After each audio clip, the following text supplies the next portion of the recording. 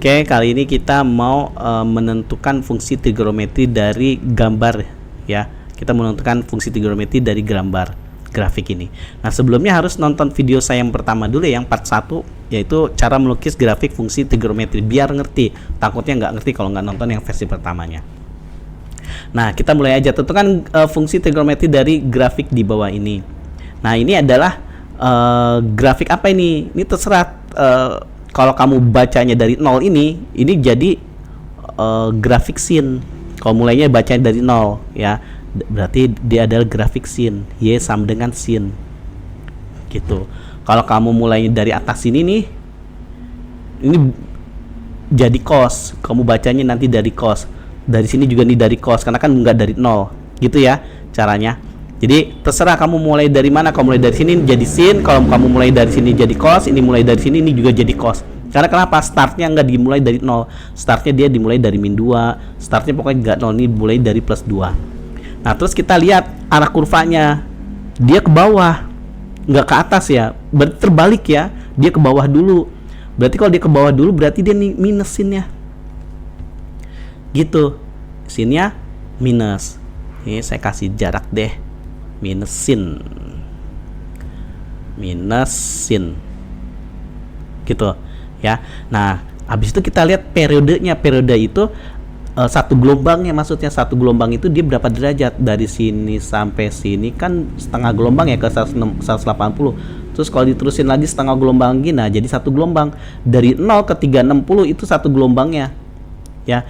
Nah, kalau dia satu gelombangnya itu 360, berarti sinnya adalah sin 1x.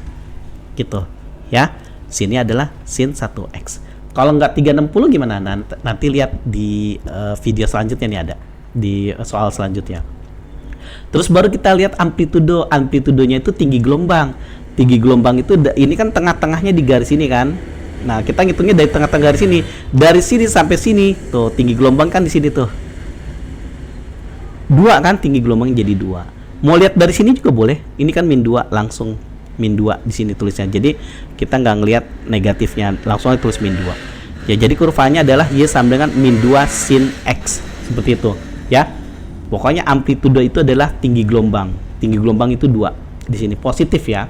Ini negatif gara-gara arahnya dia tuh ke bawah, nggak ke atas.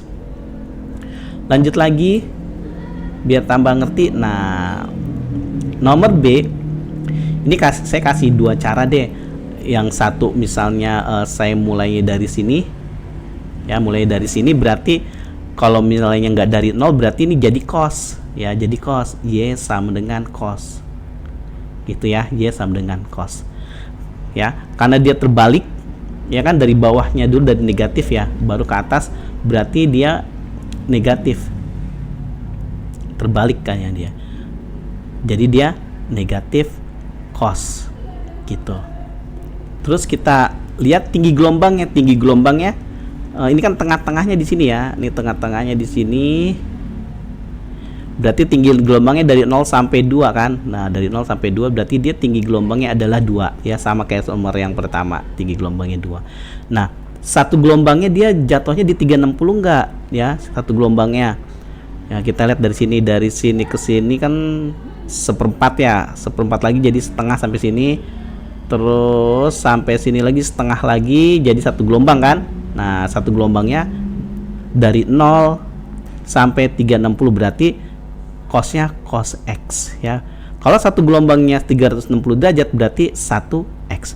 Jadi kurvanya adalah Y sama dengan min 2 cos X gitu. Tapi kalau misal kita mulainya dari sini bisa, boleh. Mulai dari sini. Ini nanti malah jadi sin. Mulai dari sini. Jadi dia Y sama dengan sin. Karena kenapa? Startnya dari 0. Dia nggak 0. Ya, startnya dari bawah ya, maksudnya dari bawah. Dari garis ini nih. Ya, garis bawah. Jadi dimulai dari sin gitu. Nah, dia satu gelombangnya kan udah ketahuan ya. Dari setengah gelombang aja dia dari sini ke sini berapa nih? Ini kan 90 ya. Ini 90 nih. Nah, 90 ke 270 kan. Ini 270. Itu jaraknya 180 derajat. Berarti ini setengah gelombang. Nah, setengah gelombang lagi ya. Kalau saya terusin, ini setengah gelombang lagi, ini pasti 180 juga. Ini ke sini pasti 180. Nah, 180 sama 180 kan 360. Ya. Berarti dia 1x. Kalau 360 itu 1x sama kayak gini. Nah, masalahnya dia itu kan digeser ya. Seharusnya kan kita startnya dari 0 sini, tapi dia mulainya dari 90. Berarti kan digeser ke kanan sejauh 90. Kalau digeser ke kanan dia negatif. Nah, begini jadinya. Gitu, ya. Terus tinggi gelombangnya berapa? Tinggi gelombangnya sini sama 2. Gitu. Jadi untuk kalau dijadiin sin itu sama dengan 2 sin x min 90. Kalau dia jadi cos, dia sama dengan min 2 cos x.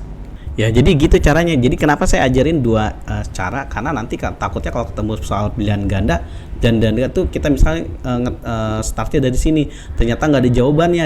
Pilihan ganda maunya dia startnya dari sini, gitu. Ya, jadi kalau pilihan ganda kan soalnya jawabannya terserah ya si pembuat soalnya. Jadi kamu harus bisa merubah bentuk antara cos menjadi bentuk sin seperti itu, ya. Oke, lanjut lagi biar tambah ngerti lagi. Kita lanjut ke yang C. Nah, ini yang saya bilang sebelumnya. Kalau ini kan satu gelombangnya di 360 ya. Nah, ini kelihatannya satu gelombangnya nggak di 360. Coba lihat deh. Ini kan 90 setengah gelombang. Lanjut lagi, nah satu gelombangnya di 180 gitu. Jadi dia ketahuan nih, dia itu satu gelombangnya di 180. Nah, kalau kita startnya dari sini, itu berarti mulainya dari sin kan. Nah sinnya bukan sin x lagi. Karena dimulainya dari 180, jadi sinnya sin 2x. Gitu. Karena untuk menjadi 360, 180-nya kali berapa? 180-nya kali 2, gitu maksudnya. Ya, supaya jadi 360. Karena kalau 360 kan cuman 1x kayak ini. Kalau 360 cuman 1x.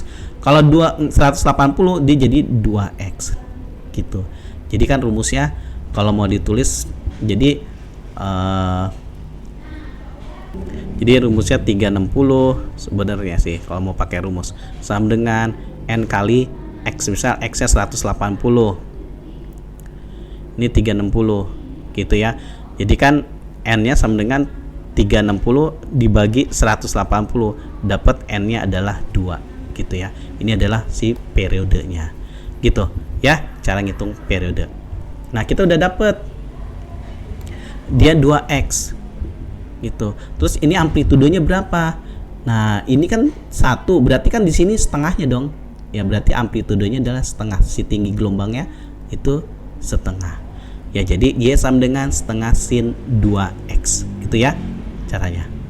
Oke, lanjut ke soal yang lain, yang soal nomor D. Nah, ini bentuknya kayak gini. Nah, ini kan kalau dilihat nggak di tengah-tengah ya, coba lihat tuh. Tuh, nggak di tengah-tengah kan, tengah-tengahnya bukan dia nih. Kamu harus tahu, berarti kita harus cari tengah-tengahnya si kurva ini. Ya, itu harus tahu tengah-tengah kurva itu siapa. Nah, kita lihat ini paling bawah aja min 2. Paling tinggi ini 4.